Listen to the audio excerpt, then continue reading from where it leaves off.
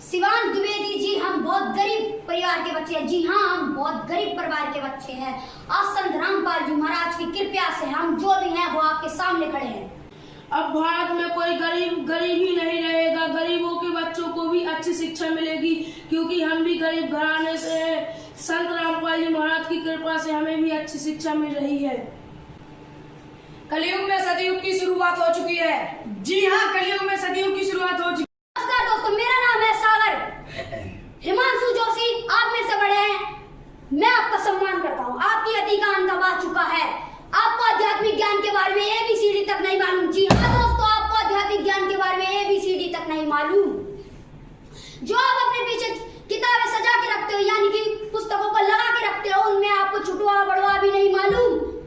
वो सिर्फ उन किताबों में जो लिखा है वो सिर्फ एक संत जानते हैं, वो है संत रामपाल जी महाराज। और आपको उन किताबों का छुटवा बड़वा भी नहीं मालूम। और आप संत रामपाल जी महाराज से टक्कर लेने जा रहे हैं। मैं एक छोटा सा बालक हूँ, आपसे ज्यादा बुद्धि और अकल रखता हूँ। गीता का अध्याय नंबर 4 का 34 में तत्दर्शी संत की पहचान लिखी है, जाके पढ़ लेना। हिमांशु जोशी जी, आप संत रामपाल के सामने ऐसे हो जैसे ऊंट के मुंह में जीरा। जी हाँ दोस्तों, ऊंट के मुंह में जीरा। छोटी तरह आपने आपको समुद्र के बराबर समझे तो बहुत बड़ा मूर्ख है। और वह मूर्ख आप हो। वो सदगुरु रूप में तत्वदर्शी संत रामपाल जी महाराज जी विराजमान हैं। उनकी हर किताब एक प्रमाण के साथ लिखी गई है। उनकी किताबों में झूठ नहीं लिखा गया। क्यों? अगर आपने उनकी किताबों में झूठ साबित कर दिया तो मैं आपको गुरु बना लूंगा। अगर आपने झूठ साबित नहीं कर पाए तो आप संत जी से क्षमा मांग लें और उनसे उपदेश लेकर भक्ति करें। अगर आपको यह बात समझ में नहीं आई तो मैं बुंदेलखंड का तो मेरा कट्टा पाखंडवाद को खत्म करने वाला महारावण हूँ। सत्य के रास्ते पे ले जाने वाला मैं महारावण हूँ। हे हिमांशु जोशी, तेरा अधिकार अंत आ चुका है। सुन, भारत में ही नहीं पूरे विश्व में कोई ऋषि, महर्षि, विद्वान, मठाधीश और तेरे जैसे पाखंडवाद और कथावाच, यहाँ तक कि ब्रह्मा, विष्णु, महेश, दुर्गा, ब्रह्म को भी उस भगवान के बारे में जानकारी नहीं है कि वह भगवान कौन है। उनके बारे में सिर्फ एक ही संत जानते हैं, वो है तत्वदर्शी संत रामपाल जी महाराज। और तू अभी भी देर नहीं हुई है हिमांशु जोशी, उन संत के चरणों में जाके माफी मांग लो। वो संत ऐसे हैं, दयालु है, वो तुम्हें माफ कर देंगे। जय हिंद, जय भारत। आपका अरशद जी, आप कौन सी क्लास में पढ़ते हो? 7th। अरशद जी, आपके स्कूल का नाम क्या है? ससाई ज्ञान पब्लिक स्कूल। बेटा जी, आपके स्कूल में क्या क्या सुविधाएं हैं? हमारे स्कूल में लैटरिन बाथरूम बहुत अच्छी है और ये पानी पीने के लिए पानी भी है। और यार एक कंप्यूटर रूम है। हमारे टीचर भी बहुत अच्छे हैं। जी, जरा आपके स्कूल की सारी व्यवस्थाएं अच्छी हैं, तो फीस भी बहुत ज्यादा होती है। आपकी एक साल में फीस कितनी लगती है? मेरी फीस नहीं लगती है। क्यों बेटे, आपको फीस क्यों नहीं लगती है? क्योंकि हमारे स्कूल में रूल है, जो अनाथ बच्चे होते हैं उनकी फीस नहीं लगती है। अच्छा, जो अनाथ बच्चे होते हैं उनको फीस नहीं लगती है। तो ये कितने दिनों से ये नियम चल रहा है? ये नियम हमारे स्कूल में 1 साल की चल रहा है। दोस्तों, ये बहुत गर्व की बात है कि जो अनाथ बच्चे होते हैं वो सत साहिब ज्ञानगंगा पब्लिक स्कूल के जो सागर प्रबंधक हैं, जो सदगुरु रामपाल जी महाराज के शिष्य हैं, वो उनसे फीस नहीं लेते हैं। आइए जानते हैं कुछ और बच्चों से कि बाकी में यहाँ कितने सारे बच्चे हैं जो अनाथ हैं और उनको फीस नहीं लगती है। नमस्कार बेटे। नमस्कार सर जी। क्या नाम बेटा आपका? पवन। बेटा, अभी हमने एक बच्चे से बात किया है कि स्कूल की व्यवस्थाएं बहुत अच्छी हैं, अच्छे साफ सुथरे लैटरिन बाथरूम है, 2 पंखे लगे हुए हैं, टेबल बेंच है, कंप्यूटर सेक्शन है, पूरे स्कूल में टाइल से बना हुआ है, टीचर बहुत अच्छे हैं। ऐसी स्थिति में आपको फीस कितनी लगती होगी? मेरी फीस नहीं लगती। क्यों बेटे, आपको फीस क्यों नहीं लगती है? मेरे स्कूल में रूल है कि जो बच्चा अनाथ होता है उसकी फीस नहीं लगती। अच्छा, जो बच्चे अनाथ हो जाते हैं उनको फीस नहीं लगती है। नहीं। तो आपके घर में कौन एक्सपायर कर गया था? हमारे पापा। क्या हो गया था पापा जी को? खेत पर लेटने गए थे तो किसी ने उनको मर्डर हो गया था। तो फिर आपके घर में कौन है कमाने वाला? घर में कोई नहीं है।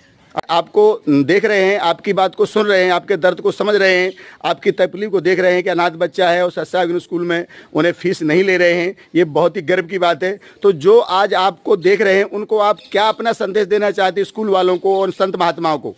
हम संदेश देना चाहते हैं कि जैसी सत्साग स्कूल में फीस नहीं लग रही है, वैसी किसी स्कूल में नहीं लगना चाहिए। नहीं लगना चाहिए। और इस काम के लिए जो संत महात्मा हैं भारत में, उनको आगे आना चाहिए। Yes sir. जी। जेते पवन जी, जिन्होंने अपना दर्द हमें बताया और कहा है कि बाकी में जिस तरह से हमारे सत साहिब ज्ञानगंगा स्कूल में अनाथ बच्चों की फीस नहीं लगती है, उसी तरह अन्य स्कूल वालों को भी अनाथ बच्चों से फीस नहीं लेना चाहिए। और उस भारत के अंदर जो बड़े बड़े कथावाचक या मठाधीश बैठे हुए हैं, उनको भी इस पर विचार करना चाहिए। और जो भारत के अंदर अनाथ बच्चे हैं, उनको फ्री में शिक्षा देना चाहिए। अगर इस शिक्षा का सिलसिला अनाथ बच्चों के लिए अगर हम शुरू कर देते हैं, तो भारत के अंदर आने वाले समय में अनाथ बच्चे अनपढ़ नहीं होंगे, वो भी आम लोगों की तरह वो भी पढ़ लिख जाएंगे और अपने जीवन को सुखमय जिएंगे।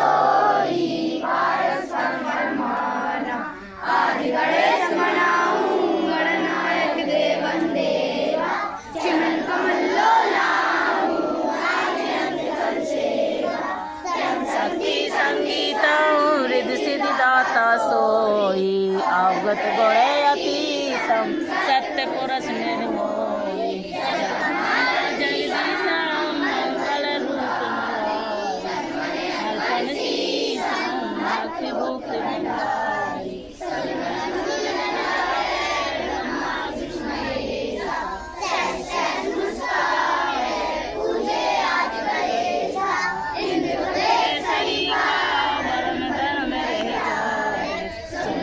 जीवन जी का मन इच्छा फल पावे 33 कोटि अधारा ध्यावे 688 करे बहुजल पारा कटबे यम की पासी 33 कोटि अधारा ध्यावे 688 करे बहुजल पारा कटबे यम की फांसी 33 साहिब। बोलो भारत माता की जय। बोलो भारत माता की जय। जय हिंद। जय हिंद। जय हिंद। जय हिंद। कैसा हो? नशा मुक्ति जैसा हो। हमारा समाज कैसा हो? नशा मुक्ति जैसा हो। बीड़ी तंबाकू जहर है, इसे खाना छोड़ दो। बीड़ी तंबाकू जहर है, इसे खाना छोड़ दो। बेटी पढ़ाओ बेटी बचाओ। बेटी पढ़ाओ बेटी बचाओ। बेटी पढ़ाओ बेटी बचाओ। बेटी पढ़ाओ बेटी बचाओ। दहेज लेना देना पाप है। दहेज लेना देना पाप है। रोटी कपड़ा शिक्षा और मकान हर गरीब को देगा कभी भगवान। रोटी कपड़ा शिक्षा